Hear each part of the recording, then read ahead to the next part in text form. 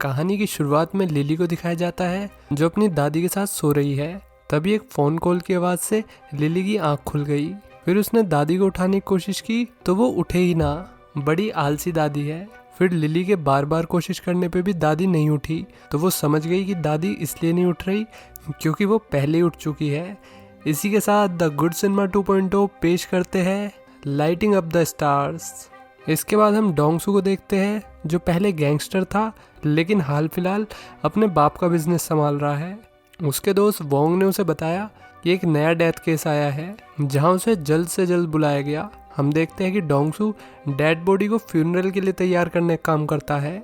मतलब जो कोई मर जाता है तो उसके बाद की जितनी भी प्रक्रिया है वो डोंगसू संभालता है, सिवाय 13वीं में बनने वाली पूड़ी सब्जी के।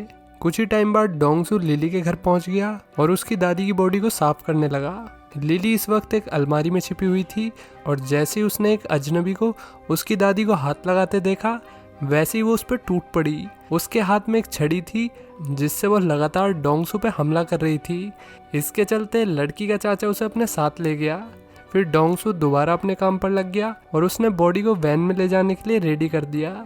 तभी चाची आ गई और कहने लगी कि सासू माँ की अंगूठी गायब है और उसे पता था कि डोंगसू जेल भी जा चुका है तो वो उसे ही चोर बोलने लगी। डोंगसू को आया गुस्सा। पहले तो उसने मना किया कि वो रिंग उसने नहीं चुराई, फिर अपनी इनोसेंस को प्रूव करने के लिए उसने अपने कपड़े उतारने शुरू कर दिए और चाची से कहा कि अगर वो चेक करना चाहे तो कर सकती है। इससे भी चाची को उसकी बात पे यकीन नहीं हुआ। हालांकि वो वहाँ से चली गई ये सोचकर कि ये बदमाश होने के साथ साथ एक नंबर का लुच्चा भी है। फिर डोंगसू और उसकी टीम ने दादी को कॉफिन में लिटा के वैन में ले जाने की तैयारी की।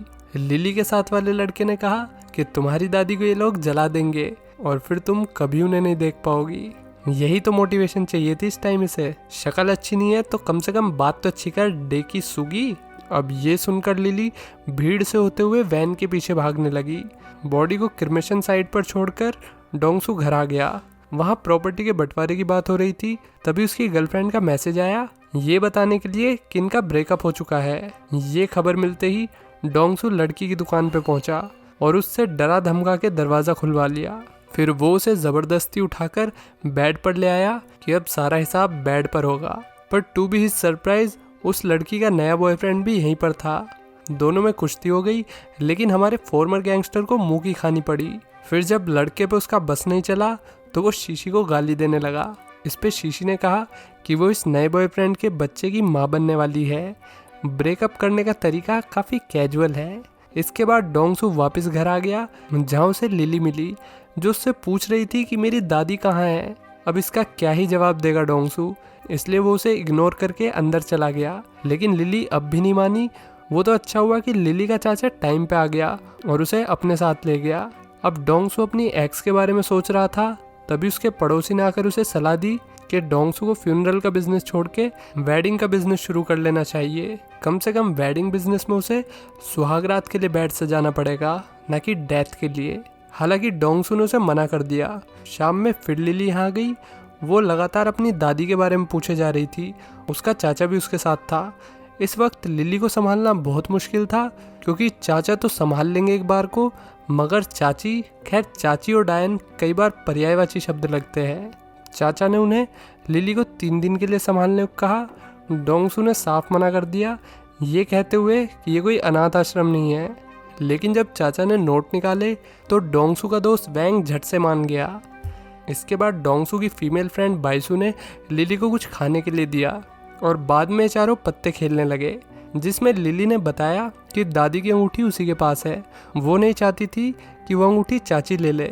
देर रात डोंगसू को लगा कि जैसे कोई इसे पानी पिला रहा है। उसने उठ के देखा तो लिली ने गीली कर दी थी। डोंगसू का दिमाग खराब हो गया। उसने गुस्से में कपड़े धोए और फिर मजबूरी में सोफे पे सोना पड़ा, इस डर से कि इस बार पानी पिलाने की जगह कुछ खिला ना दे।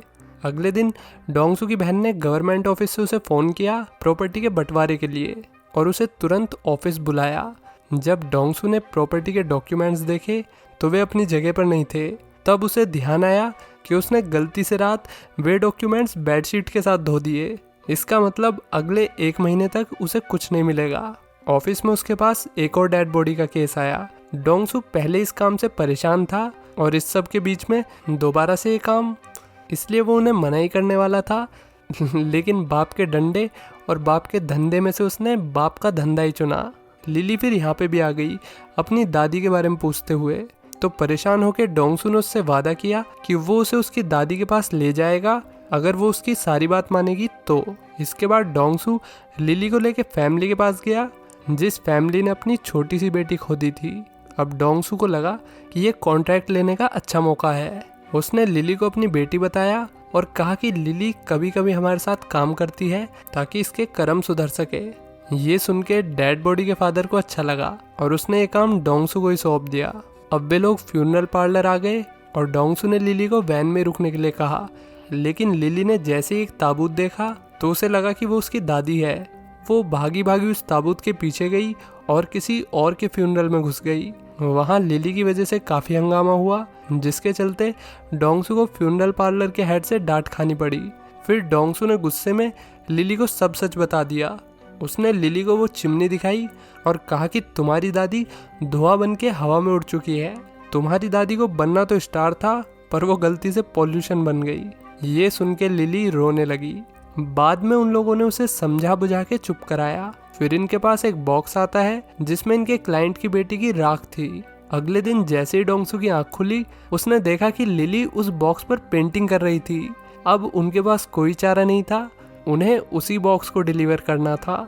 उन्हें लगा कि आज गाली खानी पड़ेगी लेकिन ऐसा हुआ नहीं। उल्टा लड़की के पेरेंट्स उन्हें थैंक यू बोल रहे थे क्योंकि उनकी बेटी को भी पेंटिंग करना बहुत पसंद था। घर आने पर वे सब स्नैक्स खाने लगे। तभी लिली ने कैंडी समझ के मार्बल्स खा लिए। डोंगसू से लेके हॉस्पिटल भागा। बस उन्हें इंतज़ार करना होगा मार्बल के निकलने का। और वे लोग बाथरूम के बाहर ऐसे इंतज़ार करने लगे जैसे लिली अंदर जलेबी तल रही है। खैर मार्बल निकल गया। अब लिली को यहाँ 3 दिन हो गए और डोंगसू से वापस चाचा चाची के पास ले आया, लेकिन उसने देखा कि चाचा चाची तो इसी मुद्दे पर बहस कर रहे हैं। चाची लिली को घर में रखने के लिए बिल्कुल भी तैयार नहीं थी, जिसके चलते चाचा ने डोंगसू के हाथ जोड़े और कहा कि वो लिली को एडॉप्ट कर ले। डोंगसू ने पूछा भी कि इसकी माँ कहाँ है तो उसे पता चला कि लिली की माँ मर चुकी है। फिर लिली वापस उसके साथ ही आ गई।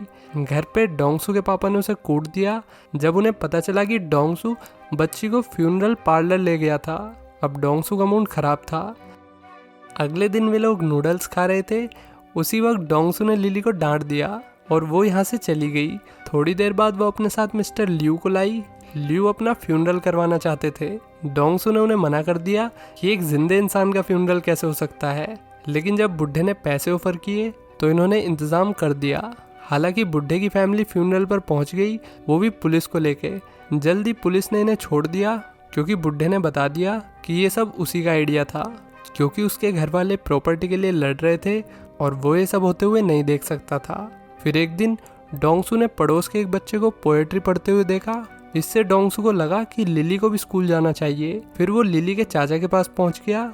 उसने बताया कि लिली का एडमिशन कराने के लिए उसे लिली को गोद लेना होगा, और जब वो उसे एडॉप्ट करने गया तो शादीशुदा ना होने की वजह से उसे एडॉप्शन की प्रोसेस में रिजेक्ट कर दिया गया। हालांकि उसे जल्द पता चला कि उसका दोस्त वोंग और उसकी फ्रेंड शादीशुदा है। मटर पनीर का खर्चा बचाने के लिए उन्होंने अपनी शादी को एक सीक्रेट रखा, पर अब कम से कम वे लीगली लिली को एडॉप्ट कर सकते थे। फिर एक दिन डोंगसू की एक्स गर्लफ्रेंड उसके घर आई। उसकी एक्स गर्लफ्रेंड का करंट बॉयफ्रेंड एक सड़क दुर्घटना में मारा गया था और शीशी यहाँ उसके फ्यूनरल का इंतजाम कराने आई थी। डोंगसू को समझ नहीं आया कि उसे शीशी का ये काम करना चाहिए या नहीं। फिर भी उसने काम को काम समझते हुए ये काम पूरा कर दिया। लड़की की बॉडी देखने लायक भी नहीं थी, लेकिन डोंगसू ने अपने पापा के इंस्ट्रक्शंस को फॉलो करते हुए उस डेड बॉडी को ऐसा बना दिया कि कम से कम से देखा तो जा सके। तभी उसके बाप को चक्कर आ गए। जल्दी उनका भी टाइम आने वाला था। हॉस्पिटल में उन्होंने डोंगसू को बताया कि वो उससे बहुत प्यार करते हैं और वो जानते हैं कि डोंगसू अब जिम्मेदार हो गया है और वो आगे भी सारे काम जिम्मेदारी से ही करेगा। अब डोंगसू अपने बिजनेस को लेकर सीरियस हो गया। उसने मन लगा के काम किया और जब कभी उन्हें टाइम मिलता तो वे बीच पे भी घूमाते। फिर डोंगसू ने एक आईटी एक्सपर्ट से बात करके लिली की स्मार्ट वॉच को सही करवाया और उसमें से दादी की रिकॉर्डिंग को निकलवा के एक खिलौने में डलवा दिया। लिली के बर्थडे पर डोंगसू ने उसे गिफ्ट में यही खिलौना दिया। दादी की आवाज़ सुनकर वो बहुत रोई और उसने डोंगसू को गले से लगा लिया। फिर एक दिन लिली का चाचा एक औरत को अपने साथ लाया जो कि लिली की असली मॉम होने का दावा कर रही थी। डोंगसू ये बात कुछ हजम नहीं कर पाया। हालांकि लड़की ने उसे समझाया कि वो दूसरे देश में फंसी हुई थी, जिस वजह से उसे यहाँ डैड घोषित कर दिया गया और अब वो वापस आ गई तो उसे उसकी बेटी की कस्टडी चाहिए। डोंगसू ने उसे सोचने के लिए 3 दिन का समय मांगा। फिर अगले 3 दिन तक डोंगसू ने सारा वक्त लिली के साथ बिताया। उसने खुद उसे खाना बना के खिलाया, साथ ही वो उसके स्कूल में उसका पापा बन के भी गया और उसे रेस में जिताया भी। अब लिली ने उससे कहा कि उसे दादी की इतनी याद नहीं आती क्योंकि अब उसके पास पापा जो है। ये सुनते ही डोंगसू की आंखों में आंसू आ गए। फिर तीसरे दिन लिली की बायोलॉजिकल मदर आ गई। डोंगसू उसे नींद की हालत में ले जाने लगा। उसने लिली की मॉम को सब बताया कि वो क्या खाती है, क्या पीती है, कब सोती है, कब उठती है, और फिर वो उसे छोड़ के जाने ही वाला था कि लिली की आंख खुल गई। डोंगसू को जाता देखकर वो रोने लगी। वो उसे पापा पापा कहकर बुला रही थी, लेकिन तभी हरामी ड्राइवर ने कार चला दी। डोंगसू बेचारा, उसे लगा कि उससे गलती हो गई और वो कार के पीछे भागने लगा, लेकिन हरामी ड्राइवर ने कार रोकी नहीं। कुछ दिन बाद इन्हें लिली की माँ मिली जो कह रही थी कि लिली कहीं गायब हो गई है। जब ये लोग वापस घर पहुंचे तो लिली वहीं थी। पहले तो डोंगसू ने उस पर गुस्सा किया कि उसे ऐसे नहीं भागना चाहिए, पर वो उससे कितनी देर गुस्सा रह पाता। एंड में डोंगसू ने लिली की मॉम को बिजनेस पार्टनर बना लिया ताकि लिली को भी जाना ना पड़े और उसे भी बेटी के सुख के साथ साथ बीवी का सुख भी मिले। इसी के साथ ये मूवी एक हैप्पी नोट पर यहीं ख़त्म हो जाती है। दोस्तों, शाउट आउट अगली वीडियो में मिलेंगे। वीडियो को लाइक और चैनल को सब्सक्राइब करके अपना सपोर्ट दिखाइए। चलिए मिलते हैं नेक्स्ट वीडियो में। Till then take care, bye bye.